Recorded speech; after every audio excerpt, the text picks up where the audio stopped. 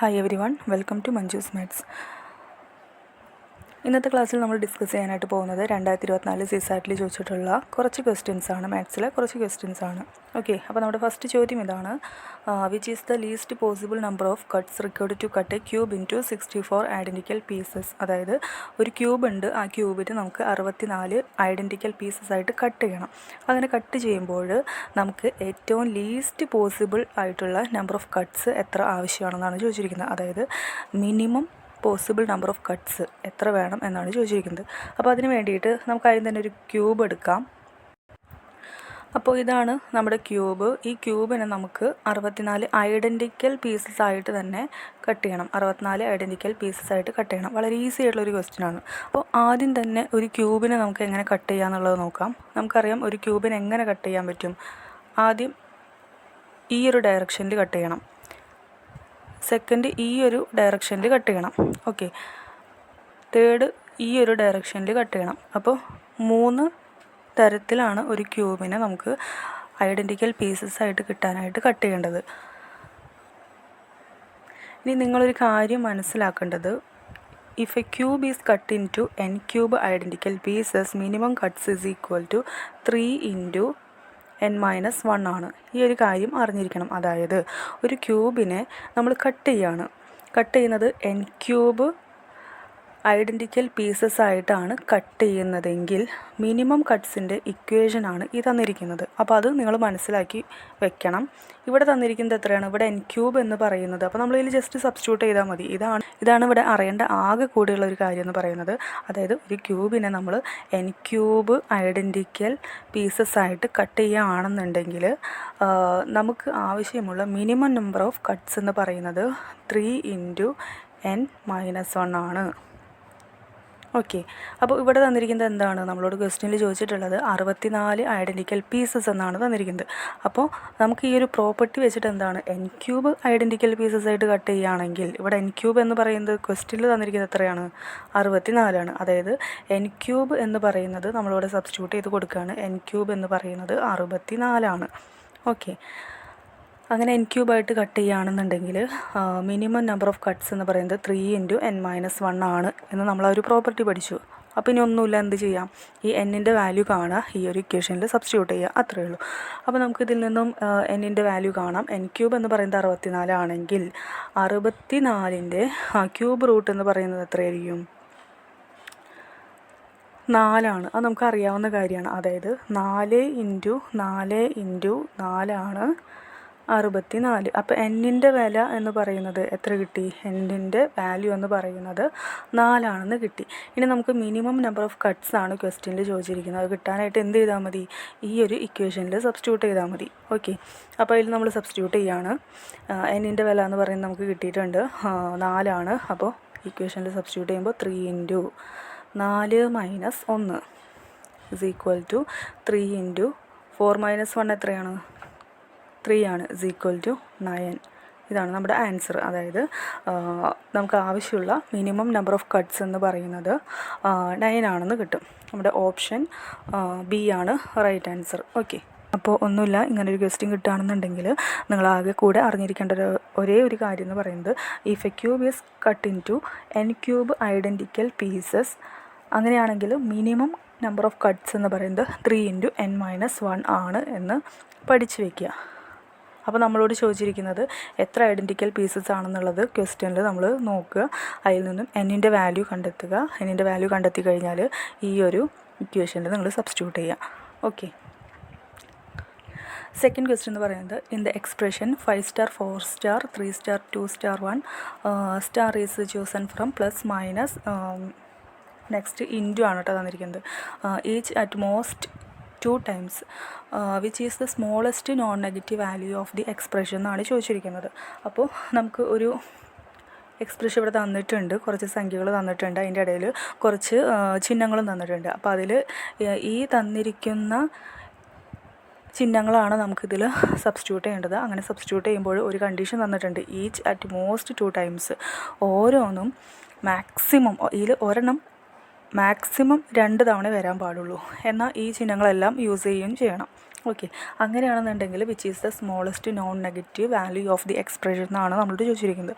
അപ്പോൾ നമുക്ക് ഓരോന്നും ചെക്ക് ചെയ്ത് നോക്കാം. അപ്പോൾ ഇവിടെ ടൈം ഇല്ലാത്തതുകൊണ്ട് നമുക്ക് ഇതിൻ്റെ ആൻസർ എന്ന് പറയുന്നത് നമുക്ക് സ്റ്റാറിൻ്റെ വാല്യൂ എന്ന് പറയുന്നത് നമുക്ക് ഏതാണെന്ന് ചെക്ക് ചെയ്യാം.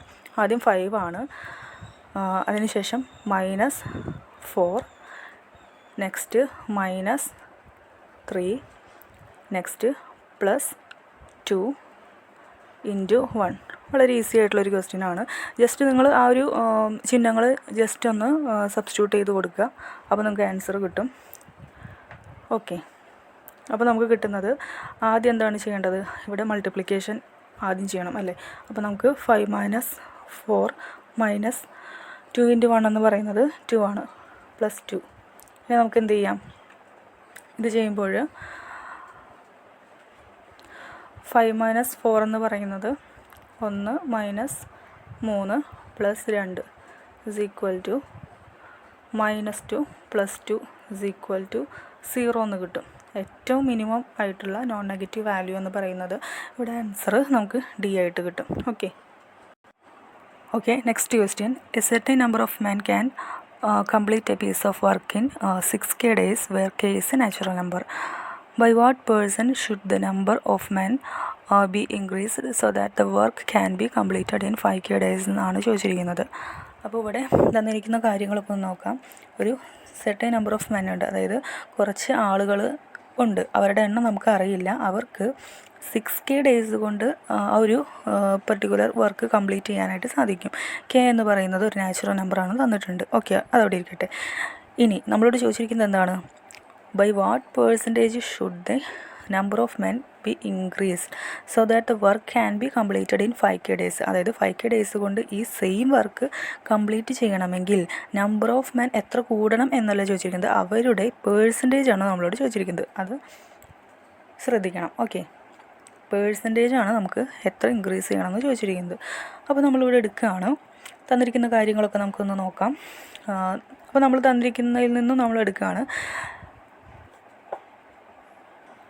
അതായത് ആദ്യം നമുക്ക് എത്ര വർക്കേഴ്സ് ഉണ്ടായിരുന്നു എന്ന് നമുക്കറിയില്ല. അപ്പോൾ നമ്മൾ എടുക്കുകയാണ്, ആദ്യം N1 ആളുകളാണ് ഉണ്ടായിരുന്നതെന്നും പിന്നീട് ഇൻക്രീസ് ചെയ്ത ആ ഒരു ആൾക്കാരുടെ എണ്ണം എന്ന് പറയുന്നത് N2 ആയിട്ട് എടുക്കുകയാണ്. അതായത് ആദ്യം ഉണ്ടായിരുന്ന ആളുകളുടെ എണ്ണം നമുക്ക് അറിയില്ല, N1 എടുത്തു. ഇനി ഇൻക്രീസ് ചെയ്ത ആളുകളുടെ എണ്ണം നമ്മൾ N2 എടുത്തു. അപ്പോൾ N1 N2 നമ്മൾ എടുത്തു. ഇനി നമുക്കറിയാം വർക്ക് എന്ന് പറയുന്നത് എഫിഷ്യൻസി ഇൻറ്റു ടൈം ആണ് എന്ന് നമുക്കറിയാം.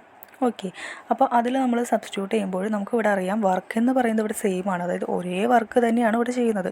ആ വർക്കിൽ മാറ്റങ്ങളൊന്നുമില്ല. പക്ഷേ ഇവിടെ മാറ്റം വരുന്നത് എന്താണ്, ഡേയ്സിലും വരുന്നുണ്ട്, അതുപോലെ തന്നെ വർക്ക് ചെയ്യുന്ന ആളുകളുടെ എണ്ണത്തിനും വ്യത്യാസം വരുന്നുണ്ട്. പക്ഷേ സെയിം വർക്ക് തന്നെയാണ് ഇവിടെ ചെയ്യുന്നത്.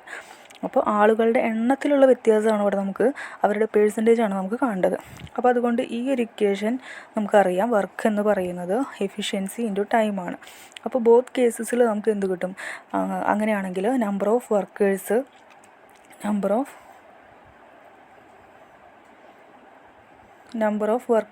എന്ന് പറയുന്നത് ഇൻറ്റു നമ്പർ ഓഫ് ഡേയ്സ്, അതായത് ടൈം. നമ്പർ ഓഫ് ഡേയ്സ് എന്ന് പറയുന്നത് എന്തായിരിക്കും, രണ്ട് കേസിലും ഈക്വൽ ആയിരിക്കും. അതായത് വർക്ക് എന്ന് പറയുന്നത് ഇവിടെ സെയിം ആണ്. അപ്പോൾ നമുക്ക് ഈ ഒരു ഇതിൽ സബ്സ്റ്റിറ്റ്യൂട്ട് ചെയ്ത് കൊടുക്കുമ്പോൾ നമുക്ക് എന്ത് കിട്ടും, ആദ്യത്തെ കേസിൽ നമ്പർ ഓഫ് വർക്കേഴ്സ് എന്ന് പറയുന്നത് എത്രയാണ്, N1 ആണ് നമ്മൾ എടുത്തിരിക്കുന്നത്. ഓക്കെ, അവർക്ക് വേണ്ട ടൈം എത്രയാണ്, 6k ആണ്. ഇസ് ഈക്വൽ ടു രണ്ടാമത് ഉള്ള ആൾക്കാരുടെ എണ്ണം എത്രയാണ്, N2. അവർക്ക് വേണ്ട സമയം എത്രയാണ്, 5k ആണ്. ഓക്കെ, ഇതിൽ നിന്നും നമുക്ക് N2 കണ്ടുപിടിക്കാം. ഇവിടെ കെയും ക്യാൻസൽ ചെയ്ത് പോവും. അപ്പോൾ ഇതിൽ നിന്നും N2 എന്ന് പറയുന്നത് എത്രയാണ്, നമുക്ക് N2 ആണ് കണ്ടുപിടിക്കേണ്ടത്. N2 എന്ന് പറയുന്നത് 6N1 / 5 എന്ന് കിട്ടും. ഓക്കെ, ഇത് N2ൻ്റെ വാല്യൂ നമുക്ക് കിട്ടി.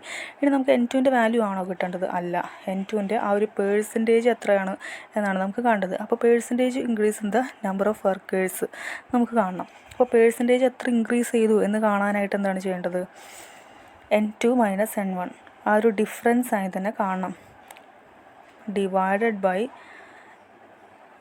ഏതിനെയാണ് നമ്മൾ കമ്പയർ ചെയ്യേണ്ടത്? അതായത് ആദ്യം ഉണ്ടായിരുന്ന ആളുകളുമായിട്ടാണ് കമ്പയർ ചെയ്യേണ്ടത്. ആദ്യം ഉണ്ടായിരുന്ന ആളുകളുമായിട്ട് എത്ര ഇൻക്രീസ് ആയി ഇപ്പോൾ എന്നാണ് കാണേണ്ടത്. അപ്പോൾ താഴെ വരേണ്ടത് എന്താണ്?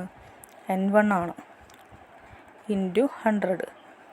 അപ്പോൾ നമുക്ക് പേഴ്സൻറ്റേജ് എത്ര ഇൻക്രീസ് ചെയ്തു എന്ന് കിട്ടും. അതായത് ഇവരുടെ ഡിഫറൻസ് ഡിവൈഡഡ് ബൈ ആദ്യം ഉണ്ടായിരുന്ന ആളുകളുടെ എണ്ണം താഴെ ഡിവൈഡ് ചെയ്യുക ഇൻറ്റു 100. പേഴ്സൻറ്റേജ് ആണ് ചോദിച്ചിരിക്കുന്നത്. അപ്പോൾ നമ്മൾ ഇത് സബ്സ്റ്റിറ്റ്യൂട്ട് ചെയ്യുമ്പോൾ എന്ത് കിട്ടും? N2ൻ്റെ വാല്യൂ നമുക്ക് കിട്ടിയിട്ടുണ്ട് 6N1 ആണ് divided by 5 minus N1 all divided by N1 into 100 എന്ന് കിട്ടും. ഓക്കെ, ഇനി ഇതിൽ നമ്മൾ ക്യാൻസൽ ചെയ്യുമ്പോൾ ഈ N1 ഇതെല്ലാം ക്യാൻസൽ ചെയ്യും. ക്രോസ് മൾട്ടിപ്ലൈ ചെയ്യുക. അപ്പോൾ ഈ N1കളെല്ലാം ക്യാൻസൽ ചെയ്ത് പോവും. അപ്പോൾ നമുക്ക് ലാസ്റ്റ് കിട്ടുന്നത് 6 divided by 5 minus 1 into 100 is equal to, ഇത് ക്രോസ് മൾട്ടിപ്ലൈ ചെയ്യുമ്പോൾ നമുക്ക് കിട്ടുന്നത് 20 എന്നാണ്. ഓക്കെ, അപ്പോൾ നമുക്ക് 20%, 20 എന്ന് പറയുന്നത് എന്താണ്? പേഴ്സൻറ്റേജ് ആണ്. ഇൻക്രീസ് ചെയ്ത ആ ഒരു പേഴ്സൻറ്റേജ് ആണ്. അപ്പോൾ 20% എന്ന് കിട്ടും. നമ്മുടെ ആൻസർ എന്ന് പറയുന്നത് ഓപ്ഷൻ സി ആണ്. ഓക്കെ, നെക്സ്റ്റ് ക്വസ്റ്റ്യനിലോട്ട് പോവാം. Next question, X, Y and Z can complete a piece of work individually in 6 hours, 8 hours and 8 hours respectively. However, only one person at a time can work in each hour and nobody can work for 2 consecutive hours. All are engaged to finish the work. What is the minimum amount of time that they will take to finish the work എന്നാണ് ചോദിച്ചിരിക്കുന്നത്. Okay, അപ്പോൾ ഈ question നമുക്ക് ഒന്നുകൂടി നോക്കാം. എന്തൊക്കെയാണ് തന്നിട്ടുള്ളത് നോക്കാം. XYZ 3 ആൾക്കാരുണ്ട്. അവർക്കൊരു piece of work individually in 6 hours, 8 hours, 8 hours respectively അവർക്ക് ആ ഒരു വർക്ക് കംപ്ലീറ്റ് ചെയ്യാനായിട്ട് സാധിക്കും. പിന്നെ എന്താണ് തന്നിരിക്കുന്നത്? Only one person at a time can work in each hour and nobody can work for 2 consecutive hours. അതായത് ഓരോ മണിക്കൂറിലും ഒരാൾക്കാണ് വർക്ക് ചെയ്യാൻ കഴിയുന്നത്. അടുപ്പിച്ച് വരുന്ന 2 hours ഒരാൾക്ക് ഒരുമിച്ച് വർക്ക് ചെയ്യാനായിട്ട് സാധിക്കില്ല. അപ്പോൾ ഓരോ മണിക്കൂറിലും ഒരാൾക്ക് മാത്രമേ വർക്ക് ചെയ്യാനായിട്ട് സാധിക്കുകയുള്ളൂ. ഇനി തന്നിരിക്കുന്നത് all are engaged to finish the work. What is the minimum amount of time that they will take to finish the work. അങ്ങനെയാണെങ്കിൽ ഈ ഒരു വർക്ക് കംപ്ലീറ്റ് ചെയ്യാനായിട്ട് അവർക്ക് മിനിമം എത്ര അവേഴ്സ് വേണം അല്ലെങ്കിൽ എത്ര ടൈം വേണം എന്നാണ് ചോദിച്ചിരിക്കുന്നത്. ഓക്കെ, അപ്പോൾ ടൈം ആൻഡ് വർക്കിൻ്റെ ക്വസ്റ്റ്യനുമായി ബന്ധപ്പെട്ട് നമുക്കറിയാം തന്നിരിക്കുന്നത് എന്തൊക്കെയാണ്? 3 ആൾക്കാർ തന്നിട്ടുണ്ട് അല്ലേ? എക്സ്, വൈ, സെഡ് 3 ആൾക്കാർ തന്നിട്ടുണ്ട്. അവരുടെ കംപ്ലീറ്റ് ചെയ്യുന്ന വർക്കിൻ്റെ ടൈമും നമുക്ക് തന്നിട്ടുണ്ട്. എക്സിന് 6 hours കൊണ്ട് കംപ്ലീറ്റ് ചെയ്യാൻ പറ്റും. വൈക്ക് 8 hours കൊണ്ട് വർക്ക് ചെയ്യാൻ പറ്റും. സെഡിന് 8 hours കൊണ്ട് കംപ്ലീറ്റ് ചെയ്യാൻ പറ്റും. ഓക്കെ, ഇതാണ് അവരുടെ ടൈം തന്നിട്ടുള്ളത്. അപ്പോൾ നമ്മൾ ഫസ്റ്റ് സ്റ്റെപ്പ് എന്താണ്? ഇതിൻ്റെ ആദ്യം തന്നെ ഇതിൻ്റെ LCM കണ്ടുപിടിക്കുക. ഈ ടൈമിൻ്റെയൊക്കെ LCM കണ്ടുപിടിക്കുക. 6, 8, 8. അപ്പോൾ ഇതിൻ്റെ LCM എത്രയാണ്? 24 ആണ്. ഓക്കെ, ഈ 24 എന്ന് പറയുന്നതായിരിക്കും ഇവിടെ total unit of time, total work എന്ന് പറയുന്നത്. ഇതെല്ലാം യൂണിറ്റിലാണ് എന്നോർക്കുക. അപ്പോൾ ടോട്ടൽ വർക്കാണ് നമുക്ക് ഇവിടെ കിട്ടിയിരിക്കുന്നത്. ഇനി എഫിഷ്യൻസി കാണണം. എഫിഷ്യൻസി കാണാനായിട്ട് 24നെ 6 കൊണ്ട്, എക്സിൻ്റെ എഫിഷ്യൻസി കാണാനായിട്ട് 24നെ 6 കൊണ്ട് ഡിവൈഡ് ചെയ്യാം. അപ്പോൾ എത്ര കിട്ടും? 4 കിട്ടും. 4 എക്സിൻ്റെ എഫിഷ്യൻസി. അതുപോലെ തന്നെ 24നെ 8 കൊണ്ട് ഡിവൈഡ് ചെയ്യുക. നമുക്ക് കിട്ടുന്നത് 3 യൂണിറ്റാണ്. അതാണ് വൈയുടെ എഫിഷ്യൻസി. അതുപോലെ തന്നെ ഇവിടെ സെഡിൻ്റെ എഫിഷ്യൻസി 3 കിട്ടും. അപ്പോൾ ഇതെല്ലാം എന്താണ്? ഇവരുടെ എഫിഷ്യൻസിയാണ്. അപ്പോൾ നമുക്ക് എന്തൊക്കെ കിട്ടി? ആദ്യം തന്നെ ഇവരുടെ ടൈം നമുക്ക് ക്വസ്റ്റ്യനിൽ തന്നിട്ടുണ്ട്. അവയുടെ LCM കണ്ടുപിടിക്കുന്നു. ആ LCM ആണ് ഇവിടെ ടോട്ടൽ വർക്ക് എന്ന് പറയുന്നത്. അതുപോലെ തന്നെ ഇവിടെ ഓരോരുത്തരുടെയും എഫിഷ്യൻസിയും നമ്മൾ കണ്ടുപിടിച്ചിട്ടുണ്ട്. ഇനി തന്നിരിക്കുന്ന കണ്ടീഷൻ അനുസരിച്ച് നമുക്ക് ഈ ഒരു ക്വസ്റ്റ്യൻ ചെയ്യാം. നമുക്ക് ഇവിടെ ക്വസ്റ്റ്യനിൽ കാണാനുള്ളത് എന്താണ്? മിനിമം എമൗണ്ട് ഓഫ് ടൈം, ആ ഒരു വർക്ക് കംപ്ലീറ്റ് ചെയ്യാനായിട്ടുള്ള മിനിമം എമൗണ്ട് ഓഫ് ടൈം എത്രയാണെന്നാണ് ചോദിച്ചിരിക്കുന്നത്. അപ്പോൾ ഏറ്റവും മിനിമം ആവണമെങ്കിൽ ആരായിരിക്കും ഇവിടെ ഫസ്റ്റ് സ്റ്റാർട്ട് ചെയ്യേണ്ടത്? ഏറ്റവും കൂടുതൽ എഫിഷ്യൻസി ഉള്ള ആളായിരിക്കണം ആദ്യം സ്റ്റാർട്ട് ചെയ്യേണ്ടത്. കാരണം ആ ഒരു വർക്ക് നമുക്ക് എത്രയും പെട്ടെന്ന് ഫിനിഷ് ചെയ്യണം എന്നാണ് അതിൻ്റെ അർത്ഥം അല്ലേ. അപ്പോൾ മിനിമം ടൈമിനുള്ളിൽ നമുക്ക് ആ ഒരു വർക്ക് പെട്ടെന്ന് തന്നെ കംപ്ലീറ്റ് ചെയ്യാനായിട്ട് പറ്റണം. അപ്പോൾ ഇവിടെ ഏറ്റവും കൂടുതൽ എഫിഷ്യൻസി, അതായത് കഴിവ് ആർക്കാണ് ഏറ്റവും കൂടുതലുള്ളത്? എക്സിനാണ് ഏറ്റവും കൂടുതലുള്ളത്. ഇവിടെ 4 അപ്പോൾ ആദ്യം സ്റ്റാർട്ട് ചെയ്യേണ്ടത് എന്താണ്? പെട്ടെന്ന് വർക്ക് കഴിയണമെങ്കിൽ എഫിഷ്യൻസി കൂടുതലുള്ള ആളായിരിക്കണം ആദ്യം ചെയ്യേണ്ടത്. അപ്പോൾ നമ്മളിവിടെ എക്സിന് എടുക്കുകയാണ്. അപ്പോൾ നമ്മൾ ആദ്യം എക്സിന് വെച്ച് സ്റ്റാർട്ട് ചെയ്യണം. അപ്പോൾ അതിന് വേണ്ടിയിട്ടൊരു ടേബിൾ നിങ്ങൾക്ക് മനസ്സിലാകാൻ വേണ്ടിയിട്ട് ആദ്യം ഒരു ടേബിൾ വരയ്ക്കുകയാണ്. ഇവിടെ അവർ ആദ്യത്തെ മണിക്കൂറിൽ ആര് ചെയ്യുന്നു? എക്സ് ആണ് ചെയ്യുന്നത്. ഇവിടെ വർക്കറുടെ നെയിമാണ് എഴുതുന്നത്. പിന്നെ ആ ഒരു വർക്ക് ഫിനിഷ് ചെയ്യാനുള്ള ആ ഒരു ടൈം. ഓക്കെ, അപ്പോൾ നമ്മളിവിടെ നോക്കുമ്പോൾ ഫസ്റ്റ് അവറിൽ ആരാണ് ചെയ്യേണ്ടത്? എക്സിന് എഫിഷ്യൻസി കൂടുതലായതുകൊണ്ട് ആദ്യം സ്റ്റാർട്ട് ചെയ്യേണ്ടത് എക്സ് ആണ്. അപ്പോൾ എക്സ് വരുമ്പോൾ എത്ര യൂണിറ്റ് വർക്ക് അവിടെ ഫിനിഷ് ചെയ്യും? 4 യൂണിറ്റ് വർക്ക് അവിടെ ഫിനിഷ് ചെയ്യും. ഓക്കെ, ഇനി സെക്കൻഡ് അവറിൽ ആരായിരിക്കും വരുന്നത്? സെക്കൻഡ് അവറിൽ ഇവിടെ നോക്കുമ്പോൾ വൈക്കും സെഡിനും ഒരേ യൂണിറ്റാണ്, ഒരേ എഫിഷ്യൻസിയാണ്. അപ്പോൾ സെക്കൻഡ് അവറിൽ വൈയോ സെഡോ ആര് വന്നാലും കുഴപ്പമില്ല, സെയിം ആയതുകൊണ്ട്. അപ്പോൾ സെക്കൻഡ് അവറിൽ വൈ ഓർ സെഡ് വരും. ഓക്കെ, വൈയോ സെഡ് വന്നു കഴിഞ്ഞാൽ എത്ര വർക്ക് അവർ അവിടെ ചെയ്യും? 3 യൂണിറ്റ് വർക്ക് അവിടെ ചെയ്യും. ഇനി തേർഡ് അവറിൽ ഇനി ആരാണ് വേണ്ടത്? വീണ്ടും എക്സ് വരും. അപ്പോൾ എത്ര യൂണിറ്റ് അവിടെ കംപ്ലീറ്റ് ചെയ്യും? 4 യൂണിറ്റ് കംപ്ലീറ്റ് ചെയ്യും. ഇനി നെക്സ്റ്റ് ഫോർത്ത് അവറിൽ വൈയോ സെഡ് വരും. എത്ര യൂണിറ്റ് അവിടെ കംപ്ലീറ്റ് ആവും? 3 യൂണിറ്റ് കംപ്ലീറ്റ് ആവും. ഇനി അടുത്തത് 5ാമത്തെ അവറിലാണ്. 5ാമത്തെ അവറിൽ എക്സ് വരും വീണ്ടും. എക്സിൻ്റെ യൂണിറ്റ് എന്ന് പറയുന്നത് 4 യൂണിറ്റാണ്. അതുപോലെ തന്നെ നെക്സ്റ്റ് അവറിൽ 6 ആണ്. 6ൽ വരുന്നത് വൈ ഓർ സെഡ് ആണ്. വൈ ഓർ സെഡ് വന്നു കഴിഞ്ഞാൽ എത്ര യൂണിറ്റ് അവിടെ കംപ്ലീറ്റ് ചെയ്യും? 3 യൂണിറ്റ് കംപ്ലീറ്റ് ചെയ്യും. നമുക്ക് ടോട്ടൽ എത്ര യൂണിറ്റാണ് വർക്ക് കംപ്ലീറ്റ് ചെയ്യേണ്ടിയിരുന്നത്? 24 യൂണിറ്റാണ് കംപ്ലീറ്റ് ചെയ്യേണ്ടത്. ഇപ്പോൾ ഇവിടെ എത്ര ടോട്ടലായി എന്നുള്ളത് നോക്കാം. ഇവിടെ 4 3 7 4 11 3 14 4 18 3 21. ടോട്ടൽ 21 യൂണിറ്റാണ് ഇവിടെ നമുക്ക് കിട്ടിയത്. നമുക്ക് കംപ്ലീറ്റ് ചെയ്യേണ്ടത് എത്രയാണ്? 24ആണ്. ഇനി ആ 3 യൂണിറ്റ് ഇനി ആരാണ് ചെയ്യേണ്ടത്? എക്സ് ആണ് ചെയ്യേണ്ടത്. പക്ഷേ നമുക്കിവിടെ അറിയാം എക്സിന് എത്ര യൂണിറ്റാണ് ചെയ്യാൻ കഴിയുന്നത്? 4 യൂണിറ്റാണ് ചെയ്യാനായിട്ട് കഴിയുന്നത്. ഓക്കെ, 1 മണിക്കൂറിൽ എക്സ് 4 യൂണിറ്റ് ചെയ്യും.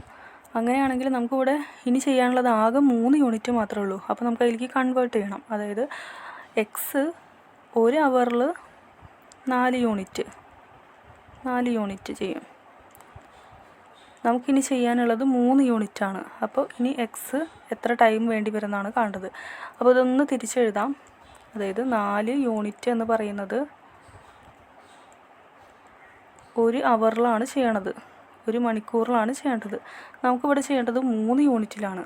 അപ്പോൾ 4 യൂണിറ്റ് 1 അവർ ആണെങ്കിൽ ഈ 4നെ ആ അപ്പുറത്തെ സൈഡിലോട്ട് പോകുമ്പോൾ 1 യൂണിറ്റ് എന്ന് പറയുന്നത് എത്രയായിരിക്കും? 1 യൂണിറ്റ് ചെയ്യാൻ എത്ര സമയം വേണ്ടി വരും? 1 യൂണിറ്റ് ചെയ്യാൻ 1/4 അവർ വേണ്ടി വരും. നമുക്ക് കാണേണ്ടത് 3 യൂണിറ്റാണ്. ദെർഫോർ 3 യൂണിറ്റ് കാണാനായിട്ട് 3 കൊണ്ട് മൾട്ടിപ്ലൈ ചെയ്യുമ്പോൾ 3/4 അവർ. 3/4 അവർ എന്ന് പറയുന്നത് എത്രയാണ്? 45 മിനിറ്റാണ്. ഓക്കെ, അപ്പോൾ ടോട്ടൽ ടൈം ഈ ഒരു വർക്ക് കംപ്ലീറ്റ് ചെയ്യാനായിട്ട് എത്ര മണിക്കൂർ വേണമെന്ന് ചോദിച്ചു കഴിഞ്ഞാൽ ഇവിടെ നമുക്ക് 6 മണിക്കൂർ കൊണ്ട് 21 കിട്ടിയിട്ടുണ്ട്. പ്ലസ് ബാക്കി 3 യൂണിറ്റും കൂടി ചെയ്യാനായിട്ട് 45 മിനിറ്റും കൂടിയും ചെയ്യണം. അതായത് ടോട്ടൽ ടൈം എന്ന് പറയുന്നത് 6 മണിക്കൂറും 45 മിനിറ്റുമാണ്. ഇവിടെ ഓപ്ഷനിൽ 6 മണിക്കൂർ 45 മിനിറ്റ് എന്ന് പറയുന്നത് ഓപ്ഷൻ സി ആണ്. ഓക്കെ, അപ്പോൾ നെക്സ്റ്റ് ക്വസ്റ്റ്യനിലോട്ട് പോവാം. How many consecutive zeros are there at the end of the integer obtained in the product 1 square into 2 raised to 4 into 3 raised to 6 into 4 raised to 8 into etc. into 25 raised to 50? അപ്പോൾ ഒരു product നമുക്ക് തന്നിട്ടുണ്ട്, ഇതൊക്കെ മൾട്ടിപ്ലിക്കേഷനാണ്. ഒരു product നമുക്ക് തന്നിട്ടുണ്ട്, അതിൽ നമ്മളോട് ചോദിച്ചിരിക്കുന്നത് എത്ര കോൺസിക്യൂട്ടീവ് സീറോസ് അവിടെ ഉണ്ട്, അതായത് എൻഡിൽ എത്ര കോൺസിക്യൂട്ടീവ് സീറോസ് അവിടെ ഉണ്ടെന്നാണ് നമുക്ക് കാണേണ്ടത്. അപ്പോൾ നമുക്ക് സീറോസ് ഈ ഒരു ക്വസ്റ്റ്യൻ കിട്ടിക്കഴിഞ്ഞാൽ, ഈ ഒരു ടൈപ്പ് ക്വസ്റ്റ്യൻ കിട്ടിക്കഴിഞ്ഞാൽ നമ്മൾ, അതായത് നമ്പർ ഓഫ് സീറോസ് ഒരു പ്രോഡക്റ്റിൽ എത്ര സീറോസ് ഉണ്ട് എന്ന് കാണാനായിട്ട് നമ്മൾ ആകെ കൂടി ചെയ്യേണ്ടത് എന്താണ്, ഈ സീറോസ് എന്ന് പറയുന്നത് എത്രയാണ്, 10 എണ്ണം. അതായത് 10ൽ 1 0 ഉണ്ട്, 100ൽ 2 0 ഉണ്ട്, 1000ൽ 3 0 ഉണ്ട്. അങ്ങനെ സീറോസിൻ്റെ എണ്ണമാണ് നമ്മളോട് ചോദിച്ചിരിക്കുന്നത്. അപ്പോൾ വലിയൊരു പ്രോഡക്റ്റാണ്. ഫോർ എക്സാമ്പിൾ നിങ്ങൾക്ക് മനസ്സിലായിട്ടില്ല എന്നുണ്ടെങ്കിൽ ഇപ്പോൾ ഒരു സംഖ്യ 0080000. അപ്പോൾ ഈ ഒരു വലിയൊരു സംഖ്യയിൽ എത്ര 0 എൻഡിലുണ്ട് ചോദിച്ചു കഴിഞ്ഞാൽ 4 0 ഉണ്ട്. അതുപോലെ ഈ ഒരു പ്രോഡക്റ്റ് നമ്മൾ കാണുമ്പോൾ ഈ ഒരു പ്രോഡക്റ്റിൽ എത്ര സീറോസ് എൻഡിൽ ഉണ്ടെന്നാണ് നമ്മളോട് ചോദിച്ചിരിക്കുന്നത്. അപ്പോൾ എപ്പോഴും ഒരു പ്രോഡക്റ്റ് തന്നിട്ട് അതിൻ്റെ സീറോസിൻ്റെ എണ്ണം കാണാനായിട്ട് ചോദിച്ചു കഴിഞ്ഞാൽ നമ്മൾ എന്ത് ചെയ്താൽ മതി, എത്ര 10കൾ അവിടെ ഉണ്ട്, അതായത് എത്ര 10കൾ അവിടെ ഉണ്ടെന്ന് നോക്കിയാൽ മതി. അപ്പോൾ 10കൾ കാണാനായിട്ട് നമുക്കറിയാം 10 എന്ന് പറയുന്നത് 2 × 5 ആണ്. എത്ര 10കളുണ്ട് എന്ന് കാണാനായിട്ട് എന്ത് ചെയ്താൽ മതി, 2 × 5 എത്ര തവണ വരുന്നുണ്ട് എന്ന് കണ്ടാൽ മതി. ഓക്കെ, അതായത് ഒരു ക്വസ്റ്റ്യനിൽ നമ്മളൊരു പ്രോഡക്റ്റിൽ നമുക്ക് എത്ര സീറോസ് ഉണ്ടെന്ന് ചോദിച്ചു കഴിഞ്ഞാൽ നമ്മൾ എന്ത് കണ്ടാൽ മതി, 2 × 5 എത്ര തവണ വരുന്നു എന്ന് മാത്രം കണ്ടാൽ മതി. അപ്പോൾ നമുക്കിവിടെ ചെക്ക് ചെയ്യാം.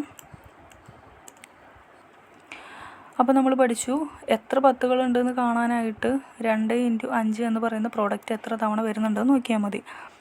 ഇവിടെ ഇത്രയും വലിയൊരു പ്രോഡക്റ്റ് ആയതുകൊണ്ട് ഇവിടെ ശ്രദ്ധിക്കുമ്പോൾ നമുക്ക് കിട്ടും 1², 2⁴ അങ്ങനെയാണ് പോകുന്നത്. അപ്പോൾ 2ൻ്റെ എണ്ണം ഇവിടെ കൂടുതലാണ്, 5ൻ്റെ എണ്ണം കുറവാണ്. അപ്പോൾ നമുക്ക് എത്ര 5കൾ വന്നിട്ടുണ്ടെന്ന് ചോദിച്ചാൽ മതി. അതായത് ഇവിടെ 2⁴ എന്ന് പറയുമ്പോൾ 2 × 2 × 2 × 2 4 തവണ വരുന്നുണ്ട്. പിന്നെ 3 കഴിഞ്ഞ് 4 കഴിഞ്ഞ് 5ാമത്തെ വരുമ്പോൾ 5⁻10 ആയിരിക്കും വരിക. അതായത് 5 × 5 × അങ്ങനെ എത്ര തവണ വരുന്നുണ്ട്, 10 തവണയാണ് മൾട്ടിപ്ലൈ ചെയ്യുന്നത്.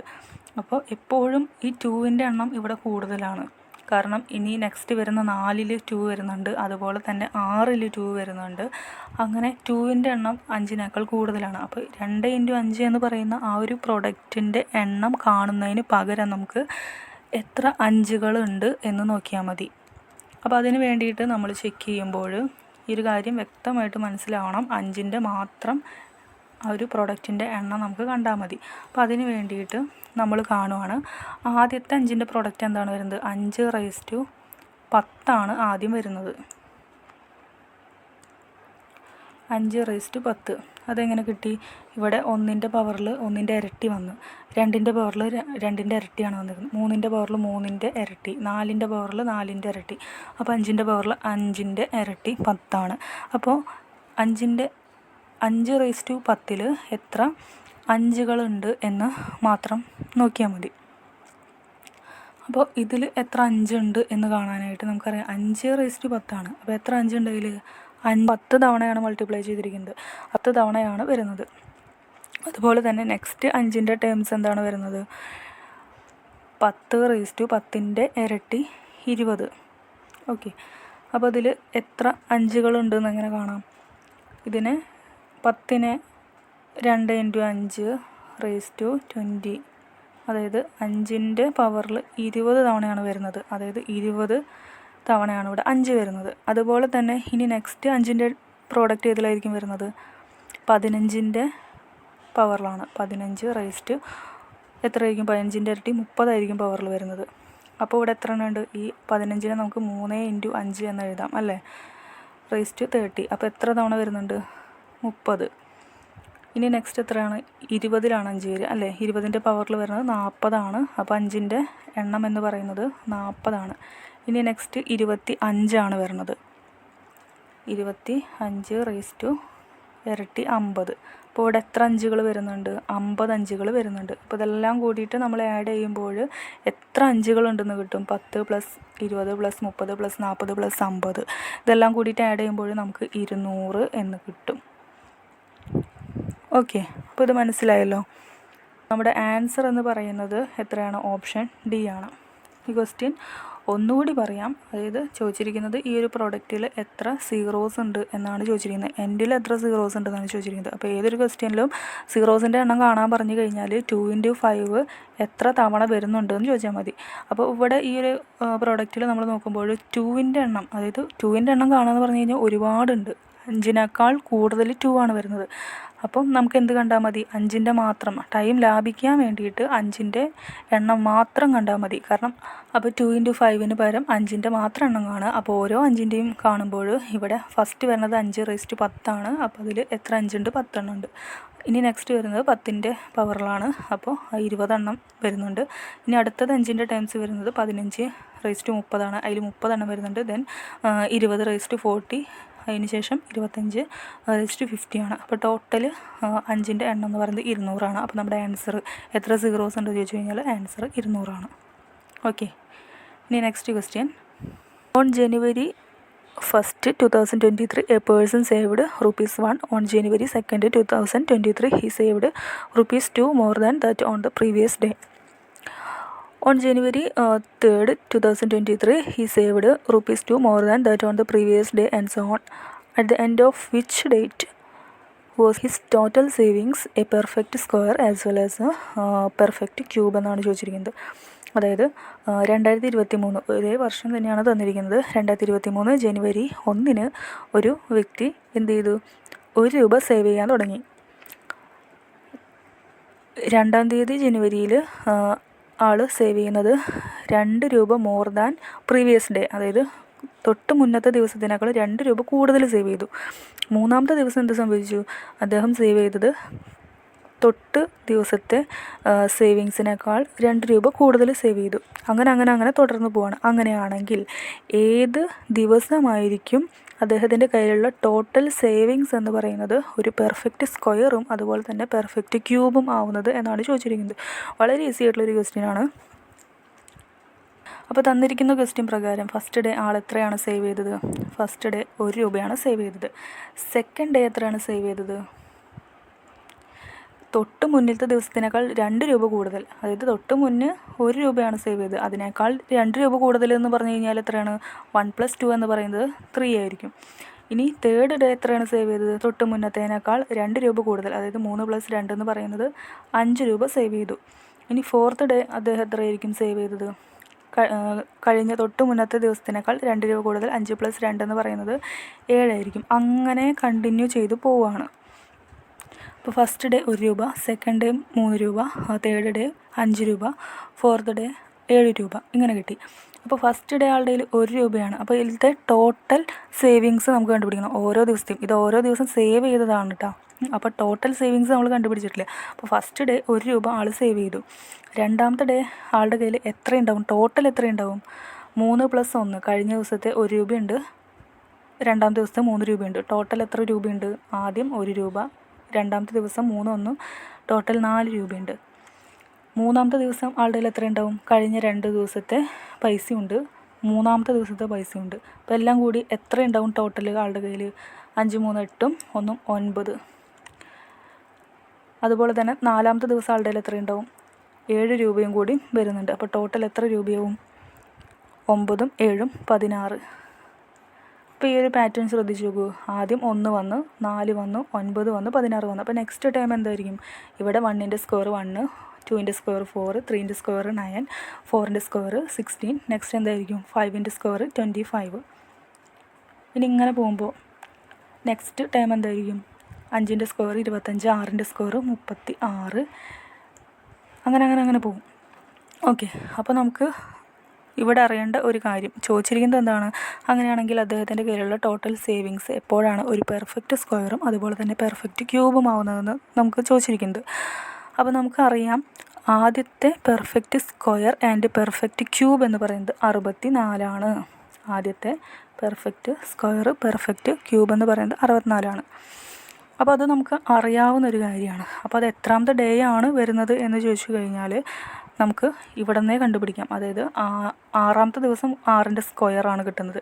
7ാമത്തെ ദിവസം 7ൻ്റെ സ്ക്വയർ 49. 8ാമത്തെ ദിവസമാണ് 8ൻ്റെ സ്ക്വയർ ആയിട്ടുള്ള 64 കിട്ടുന്നത്. അതായത് 8ാമത്തെ ദിവസം ആണ് നമുക്ക് ഈ പെർഫെക്റ്റ് സ്ക്വയറും പെർഫെക്റ്റ് ക്യൂബുമായിട്ടുള്ള നമ്പർ 64 കിട്ടുന്നത് 8ാമത്തെ ദിവസമാണ്.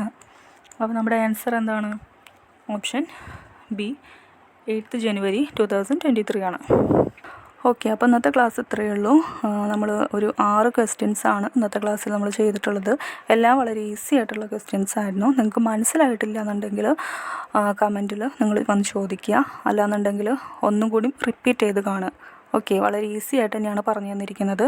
അപ്പോൾ ഇത്രയും ടൈം എടുക്കരുത്. നിങ്ങൾക്ക് ഒട്ടും അറിയാത്തവരുണ്ടെന്നുണ്ടെങ്കിൽ ബേസിക്കായിട്ട് അത്രയും ഈസി ആയിട്ടാണ് പറഞ്ഞു തന്നിട്ടുള്ളത്. ഓക്കെ, മനസ്സിലായെന്നുണ്ടെങ്കിൽ നിങ്ങൾ കമൻറ്റ് ചെയ്യുക. Okay, thank you.